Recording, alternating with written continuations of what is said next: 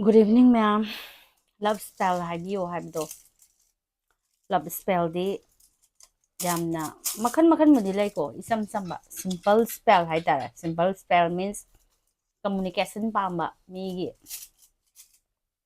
ama haireke asise try tawraga yengo. Dubu kadawi haba matamda isagi kanodi aigi energy hai tara. High frequency di frequency aigi energy do high da laibadi darkar yamna oi. Aduna always time low frequency da laiba mina tauba pose kadawi haba matamda fangde habadi nate adubu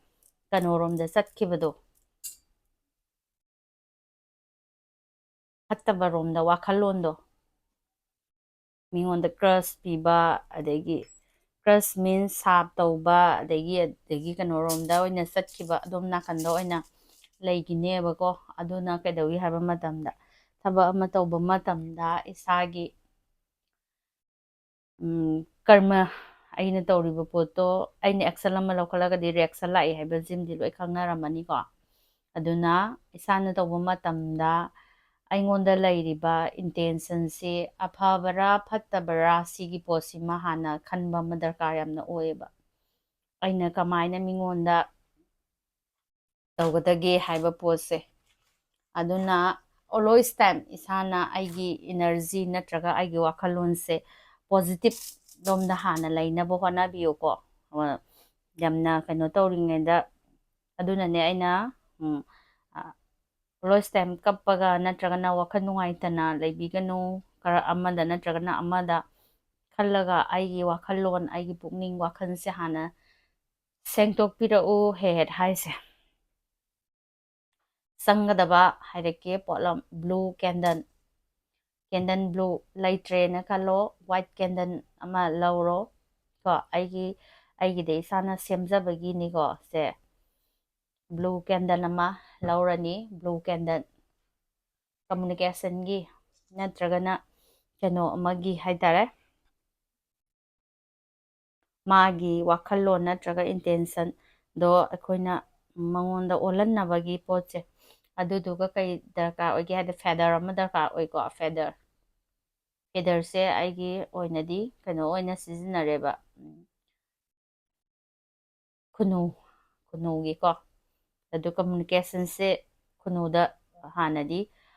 kanoda haidare ningthogi kano satne ai matamda adun always time magi potlam khudimaki magi energy loine maglai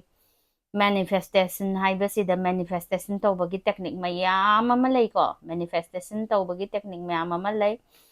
means kaino hai kanda western culture gi manifestation kamaina tawbage adagi new scientific age ki manifestation na kamaina tawbage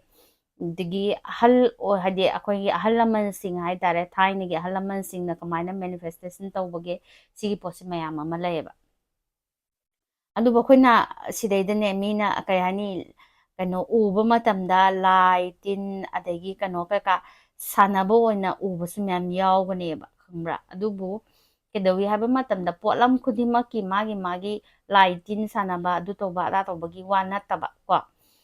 potlam khudimaki magi energy amamam thoglai haibanina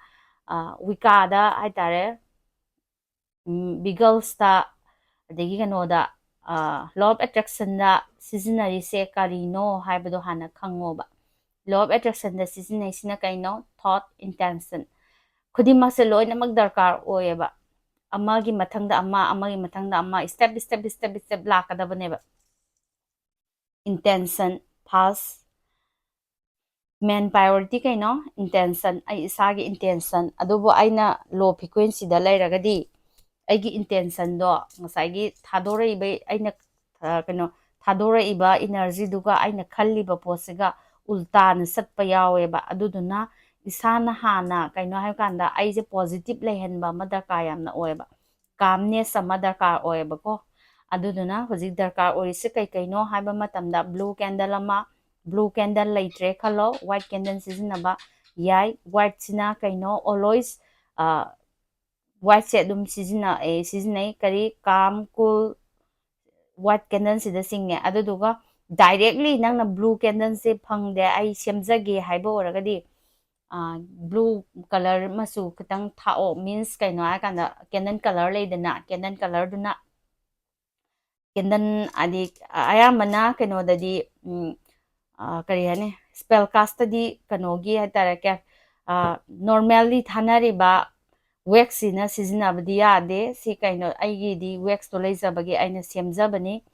kainona soya wax haitara naturally product na sizinnagadabani soya wax natragana bee wax na sizinnaganebako ayambana bee wax haibadi kaino khoiradagi sungba kainodo kariba khoigi kainodo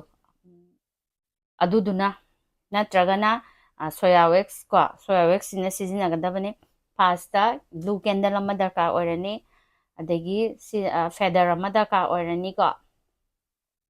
aduga kainoma paper haitare paper nangi intention inaba paper ama darkar oirani ko aduduga tawgadaba mafamduma hana energy kainoduma hana mafamgi place to hana cleansing tawtho cleansing tawthopase atay atay di kasu lairam maroi araiba potna hadi khojulekam jina hana mafamduma fazana sengtokpiro khojulekam mafamduma ai area tawgadaba potlamsing dagi ani product kudimakse ko sengtokpirani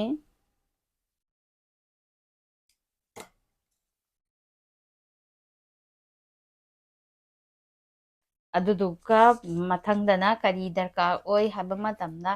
aigi intention do ibiro papers daida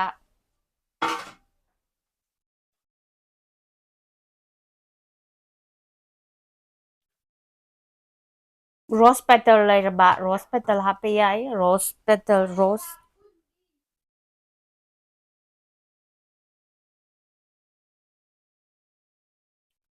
red rose sina kaino haba matamda akogi love ki kainoje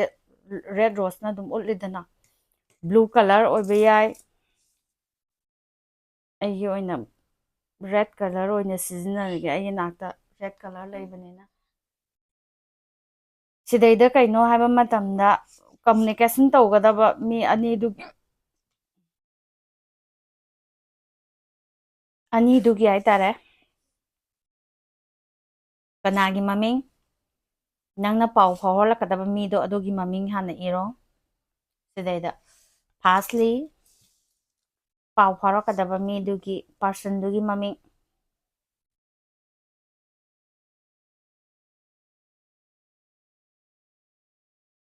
irani deloba khangedana deloba dum hapo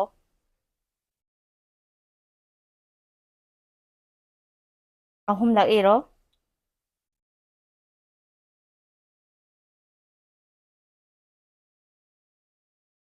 sidaida nangna sagi naming iro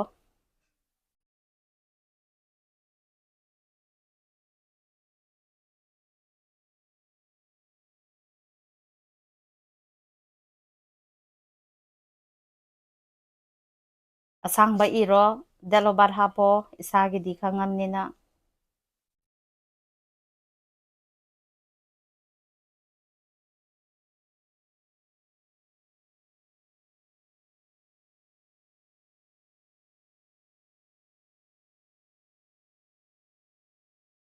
yareko three times person dugi maming irani three times ai isagi ming irani aduga three times aingona folding toro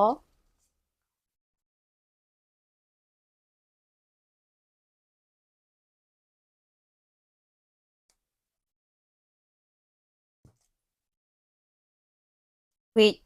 hapo nangna pamiba intention do sidaida hairo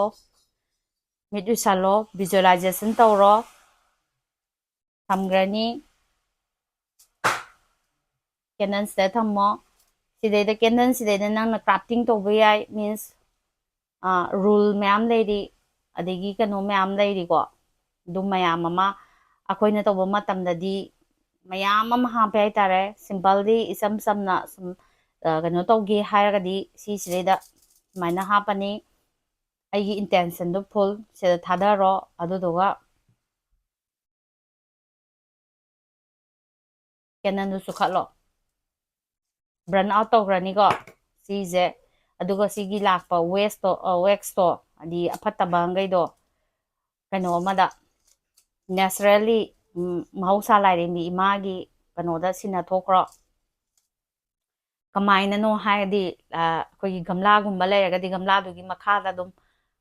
ꯐꯨꯝꯖꯤꯟꯈ꯭ꯔꯣ ꯅꯠꯇ꯭ꯔꯒꯅ ꯇꯨꯔꯦꯟꯒꯨꯝꯕꯗ ꯑꯗꯒꯤ ꯎ ꯑꯃꯒꯤ ꯃꯈꯥꯗ ꯁꯤꯗꯩ ꯑꯗꯨꯗꯩꯗ ꯑꯗꯨꯝ ꯀꯩꯅꯣ ꯇꯧꯈꯤꯕ ꯌꯥꯔꯦ ꯑꯗꯨꯒ ꯅꯪꯅ ꯄꯥꯝꯕ ꯀꯩꯅꯣꯗꯣ ꯁꯤ ꯆꯥꯛꯏꯉꯩ ꯃꯇꯝꯗꯨꯗ